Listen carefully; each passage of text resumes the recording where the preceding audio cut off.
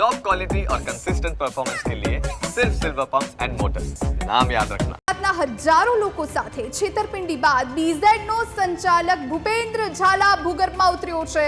સંચાલક ભૂપેન્દ્ર ઝાલા દરોડાની કાર્યવાહી બાદ ભૂગર્ભમાં ઉતર્યો। કરોડો રૂપિયાનું રોકાણ મેળવી એકાએક ભૂગર્ભમાં ઉતરતા રોકાણકારો ચિંતામાં મુકાયા છે। ગેરકાયદેસર રીતે લોભામણી લાલચ આપી રોકાણ કરાવતા હોવાને લઈને દરોડાની કામગીરી કરવામાં આવી। સતત બીજા દિવસે બીઝેડ ગ્રુપની તમામ ઓફિસના શટર બંધ છે। સીઆઈડી ક્રાઇમે દરોડા દરમિયાન એજન્ટની પૂછપરછ હાથ ધરી।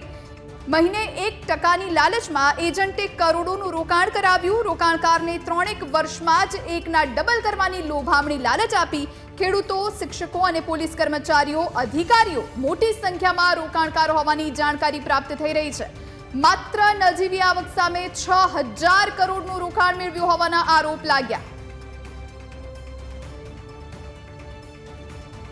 બીઝેડ ગ્રુપ દ્વારા ડબલ ના વાયદા કરીને એટલે એકા ડબલ નો વાયદો કરીને અત્યારે લોકો સાથે પોન્જી સ્કીમ રમવામાં આવી હતી। ખાસ કરીને સાબરકાંઠા સહિત ઉત્તર ગુજરાતમાં છેલ્લા કેટલાય સમયથી રોકાણકારોને આકર્ષતી તગડું વ્યાજ આપતી ખાનગી ઓફિસો પર મંગળવારે સીઆઈડીની ટીમે એક સાથે જે કહી શકાય કે દરોડા પાડ્યા હતા। ખાસ કરીને ત્યારબાદ આજે ભૂપેન્દ્રસિંહ ઝાલા સહિત એજન્ટો ભૂગર્ભમાં ઉતરી ગયા છે, જ્યારે 2 બેંક એકાઉન્ટમાંથી 175 કરોડના ટ્રાન્ઝેક્શન મળ્યા છે।